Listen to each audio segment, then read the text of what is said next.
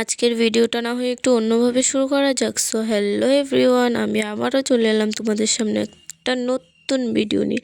তো আজকে blog video বা কিচ্ছু হবে না, আজকে হবে একটা স্কিন কেয়ারের উপর। তো দেখো, এই যে হলুদ এখানে আমি নিয়ে নিয়েছি, হলুদ আর এখানে মধু নিয়ে নিয়েছি। এটা তোমরা তোমাদের স্কিনের পরিমাণ মতো নিয়ে নেবে, যে মানে কতটুকু লাগবে কি না।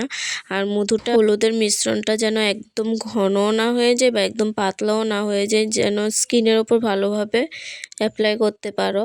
তো দেখো, আমি এখানে প্রথম যেভাবে নিয়েছিলাম সেটা একদমই হচ্ছিল না, কীরকম শক্ত শক্ত, মানে কীরকম ঘন ঘন হয়ে আসছিল। তারপর আমি আবারও একটু মধু নিয়ে এটাকে মানে ভালো করে মিক্সিং করে নিলাম।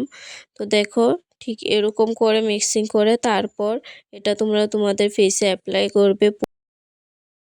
তো দেখো, এটা ভালোভাবে অ্যাপ্লাই করা হয়ে গেলে এটা 10 থেকে 15 মিনিট রেখে দেব, রেখে তারপর ক্লিন করে নেব।